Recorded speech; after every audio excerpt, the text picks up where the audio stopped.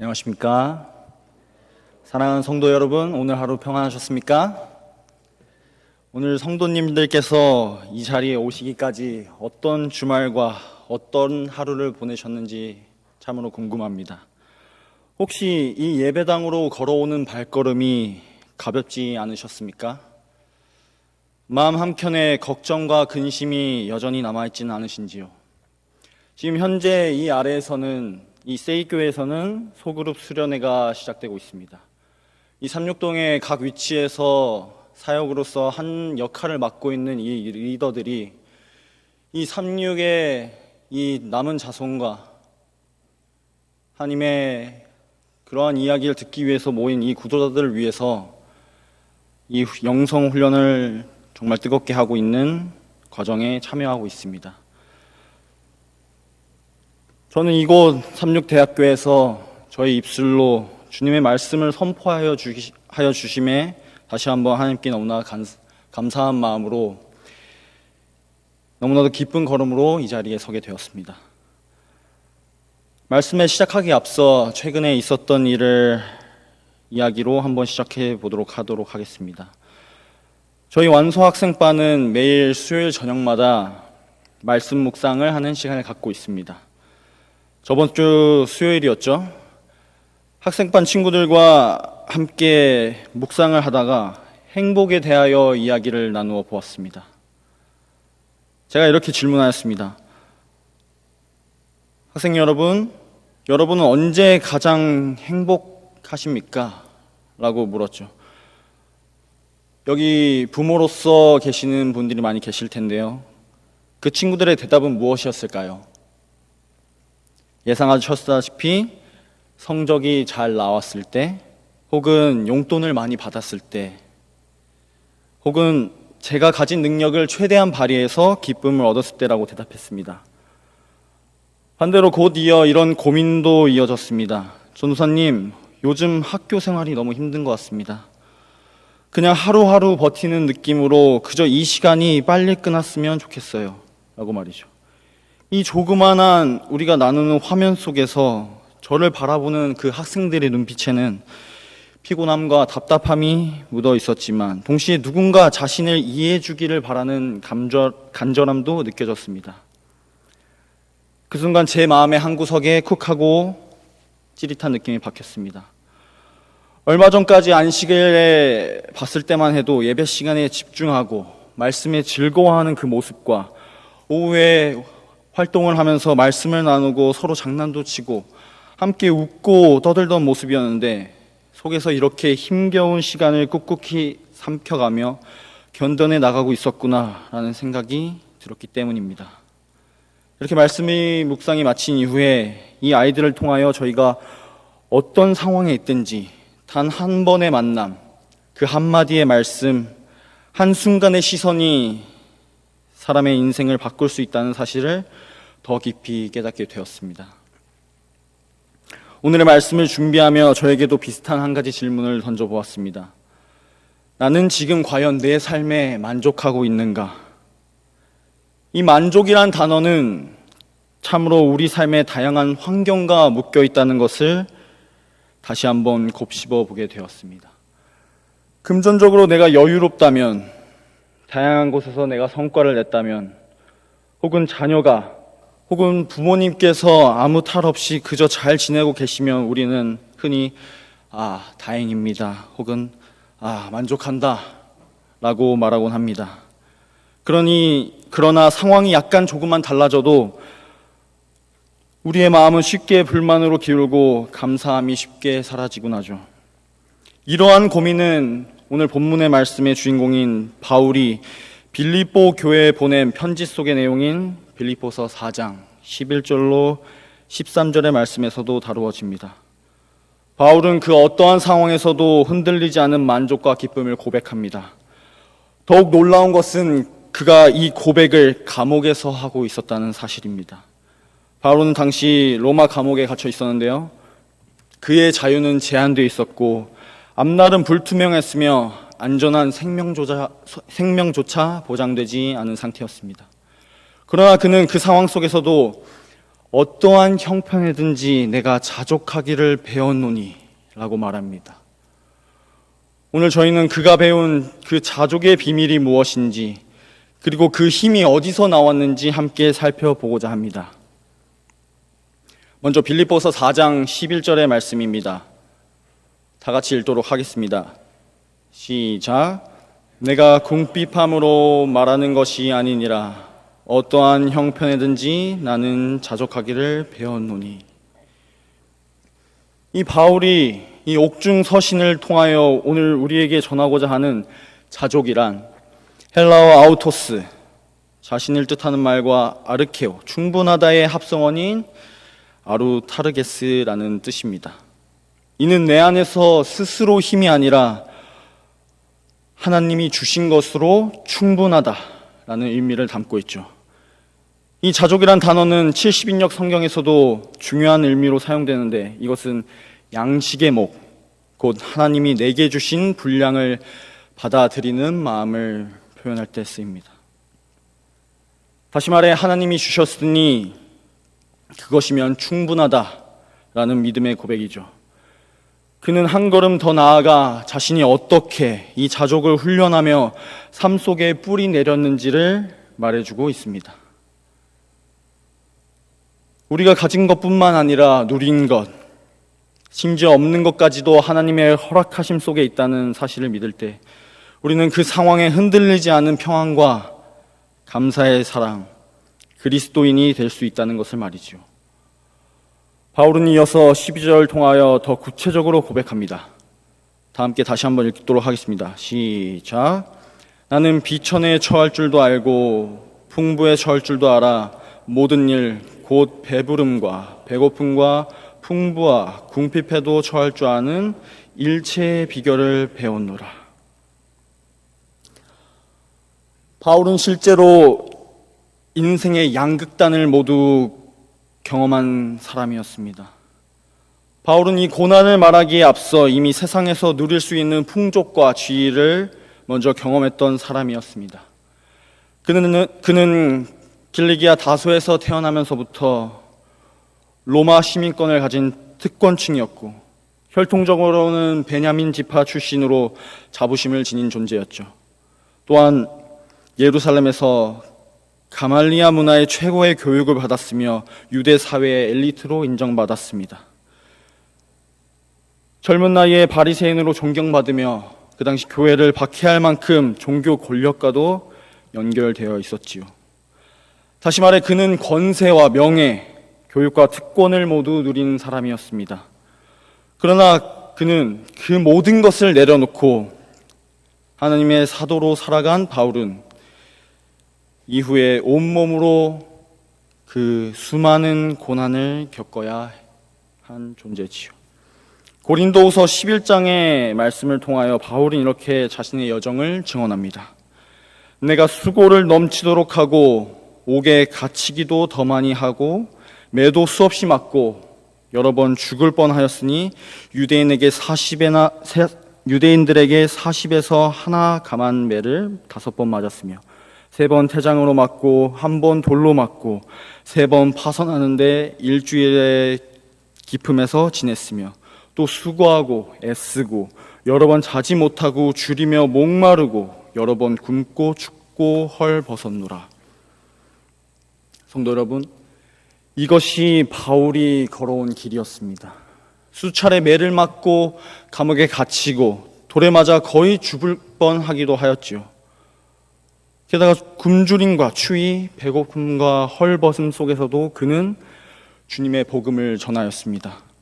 그러나 그 고난의 현장에서 바울이 보여준 모습은 단순한 인내가 아니었습니다.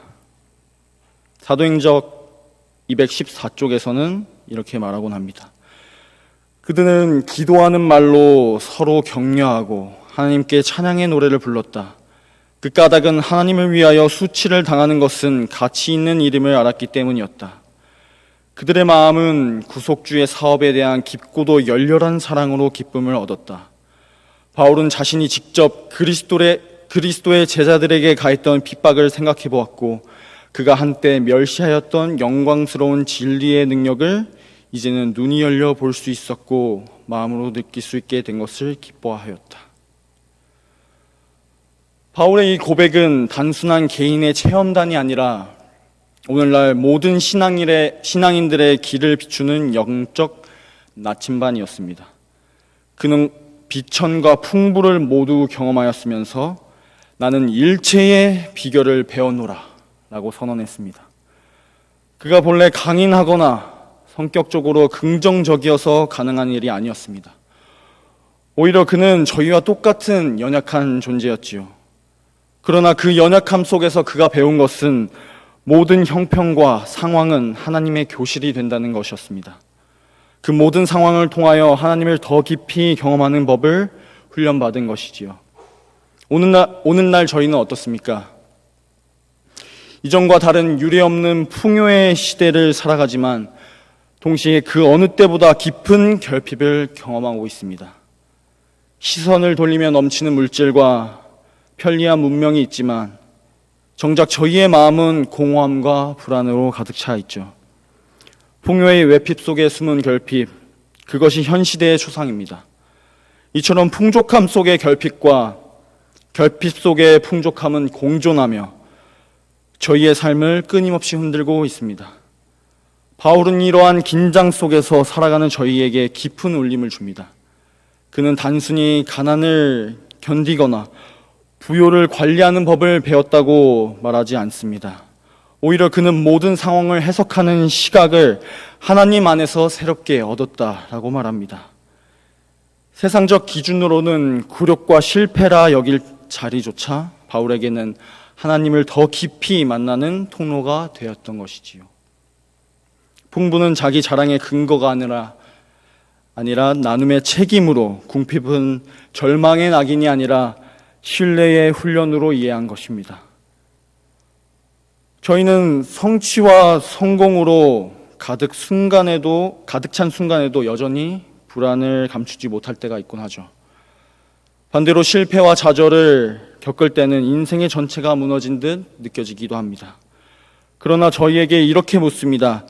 너희는 그 상황을 어떤 시선으로 바라보았는가?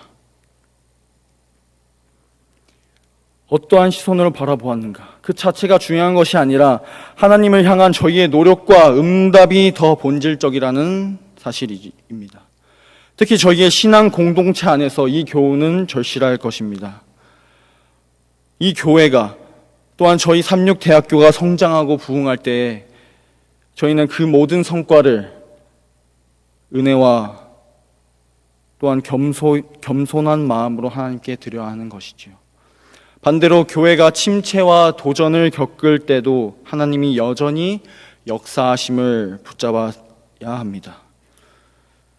모두 주의 성전이 성숙과 발전을 위한 훈련장이며 주께서 저희를 날카롭게 벼르시는 칼날의 도구가 될 것입니다. 이제 저희가 가장 많이 암송하고 또 많은 삶의 위로와 힘이 된 말씀 중에 하나인 13절의 말씀을 읽도록 하겠습니다. 다 함께 읽도록 하겠습니다. 시작. 내게 능력 주시는 자 안에서 내가 모든 것을 할 수 있느니라. 아멘. 참으로 은혜롭고 아멘이 절로 나오는 말씀이지 않으신가요? 여기서 내게 능력 주시는 자라는 표현은 단순히 하나님이 저희를 도와주시는 분이라는 의미를 넘어섭니다. 하나님의 능력이 그분의 뜻을 따라 살아가려는 이들에게 실제로 부어지고 있다는 확신을 말하는 것이지요. 저희의 삶의 가능성은 내 안에서 나 스스로의 힘으로 시작되는 것이 아니라 하나님의 은혜로부터 시작된다는 것입니다. 다시 말해 이 말씀에서 가장 먼저 짚고 넘어가야 될 포인트는 능력의 출처가 철저히 하나님이시라는 점입니다. 하나님이 저희 안에서 이렇게 힘을 주시기 때문에 불가능도 가능케 된다는 것이지요. 시대의 소망 362페이지를 통하여서 또한 이 말씀을 전하고자 합니다. 예수의 생애만큼 활동과 책임으로 꽉 찬 생애는 또다시 없었다. 그러나 기도하시는 예수님의 모습을 얼마나 자주 볼 수 있었던가. 얼마나 끊임없이 그는 하나님과 교통하셨던가. 하나님의 아들이신 예수님조차도 스스로 살아가지 않으셨다는 것이지요. 아버지 하나님께 힘을 공급받고 그 능력 안에서 하루를 시작하셨습니다. 그렇다면 저희야말로 더욱 하나님께 간구하는 능력 없이는 살아갈 수 있지 않는 것일까요? 오늘날 이 능력이라는 단어를 저희는 잘못 이해하곤 합니다. 나의 나라를 위해 발전시키는, 나의 나라를 스스로 일궈낸 힘이라고 착각하기 쉽습니다. 하지만 본문이 전하고자 하는 능력은 그런 것이 아니지요. 고난 속에서도 버티게 하는 인내, 답답함 속에서도 주를 향해 나아가는 믿음, 그리고 상황이 나아지지 않아도 모든 것에 감사할 수 있는 태도로 나타나게 되는 것입니다. 신앙은 현실을 바꾸는 것이 아니라 현실을 이겨낼 수 있는 시선을 받는 것이지요. 저희가 감당해야 될 현실은 때로 버겁습니다.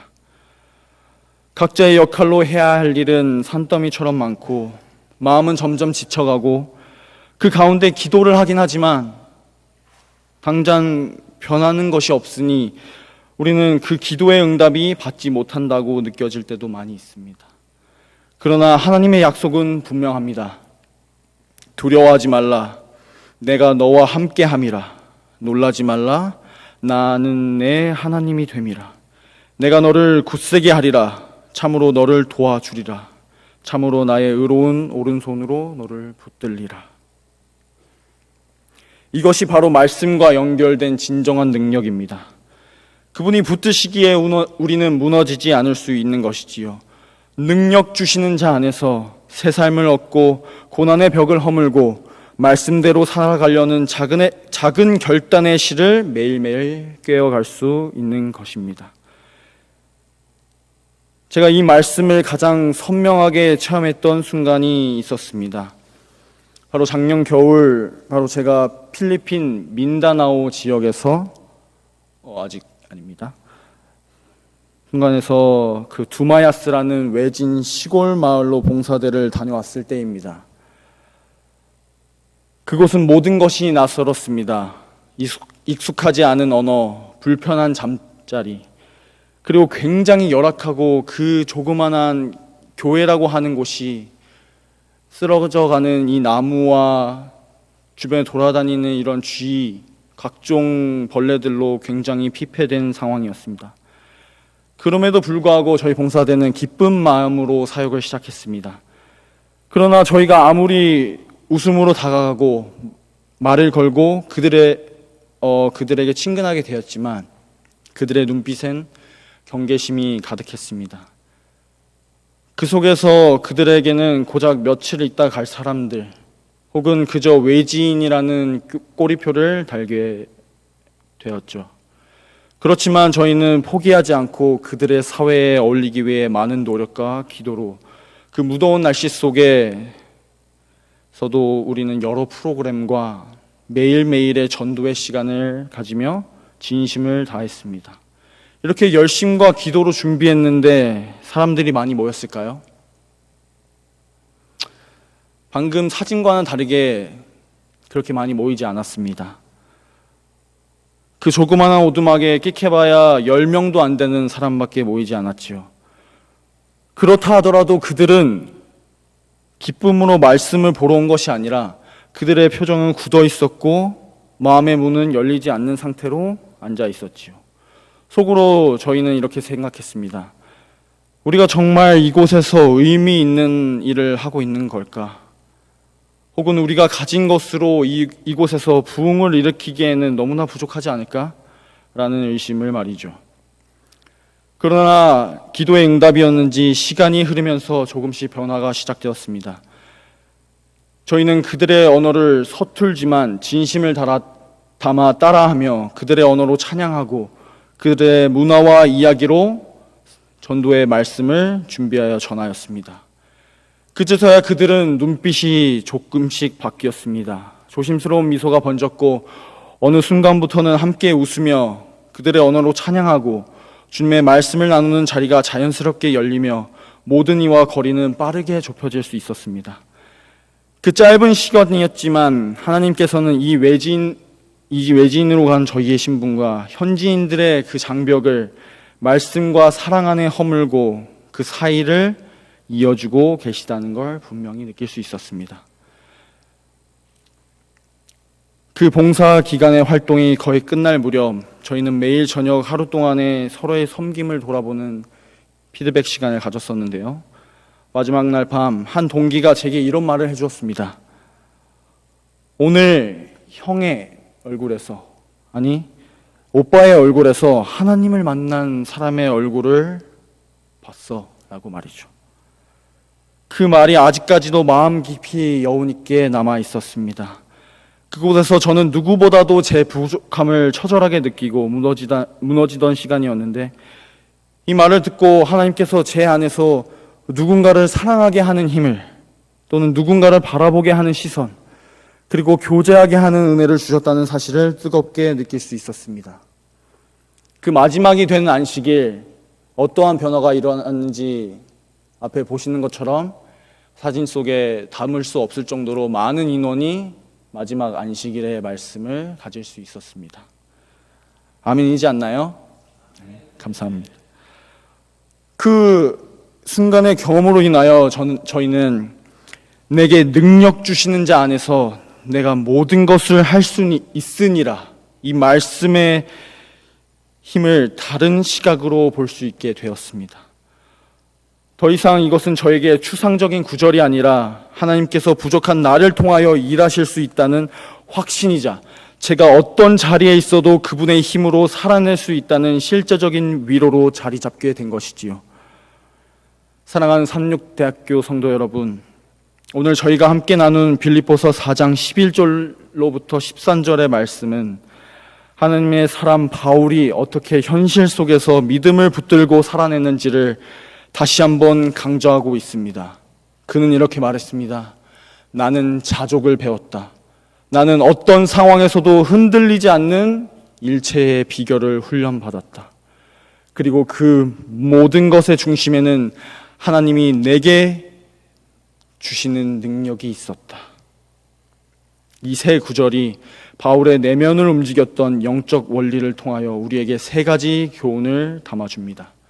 첫째로는 상황에 따라 요동하지 않고 중심을 지키는 사람. 두 번째로는 자신에게 주어진 몫을 비교하지 않고 감사함으로 받아들이는 사람. 마지막으로는 결국 그 모든 것을 하나님이 주시는 능력으로 감당해 가는 사람. 이것이 바로 하나님께서 오늘 저희에게 바라시는 삶의 방향입니다. 이제 마지막 질문을 드리고 마치고자 합니다. 여러분은 왜 이렇게 절실하게 뜨겁게 신앙생활을 하십니까? 저희는 단지 잘 살아보려고 신앙하는 것이 아닙니다. 예수님 따라 땅끝까지 예수님의 증인으로 살아가려고, 그분의 사랑을 세상 가운데 나누며 살기 위해서 저희는 오늘도 이 핍박받고 멸시받는 주님의 자녀의 길을 걸어가고 있는 것입니다. 저희가 완벽해서 나누는 것이 아닙니다. 더 이상 무엇을 나누고자 하는 것도 아닙니다. 완벽해지려고서 나누는 것도 아닙니다. 부족하고 자격 없는 저 같은 사람도 자녀 삼아주신 하나님의 은혜가 너무나 감사해서, 그래서 저희는 나누며 살아갑니다. 가진 것이 많아서 더 이상 무언가를 얻고자 해서 나누는 것도 아닙니다. 나를 위해 십자가에 못 박혀 돌아가신 예수님의 사랑, 그 사랑의 빚진 자 되었기에 우리는 기꺼이 나누며 또한 전하며 걸어가는 것입니다. 그러니 바울의 이 외침은 곧 저희의 신앙의 외침이 되어야 합니다. 그의 믿음은 곧 저희의 삶이 되어야 하지요. 지금 당장 저희의 신앙의 현실이 바뀌지 않아도 괜찮습니다. 내가 여전히 부족하고 연약해 보여도 괜찮습니다. 왜냐하면 우리 주 하나님께서 함께 하시기에 저희는 오늘도 기쁘게 살아갈 수 있는 것이지요. 오늘 함께 나눈 이 말씀을 각자의 삶의 자리에 담고 돌아가시길 소망합니다. 또한 저희가 이 서 있는 자리에 이 함께 모여 기쁜 말씀을 나누는 예배당에 모인 이 자리, 또한 내가 만나는 사람, 내가 감당해야 될 역할 위에서 하나님이 주시는 능력으로 살아가는 삶으로 한 주간을 보내시기를 소망합니다. 다시 한번 저희 이 주제 말씀인 13절의 말씀을 낭독하고 마치도록 하겠습니다. 내게 능력 주시는 자 안에서 내가 모든 것을 할 수 있느니라. 아멘. 주님이 주신 능력과 사랑이 우리 삼육대학교의 성도님들의 출발점이자 기준, 그리고 이 새로운 하루하루를 살아갈 수 있는 근거가 되기를 간절히 바라며 말씀을 줄이도록 하겠습니다.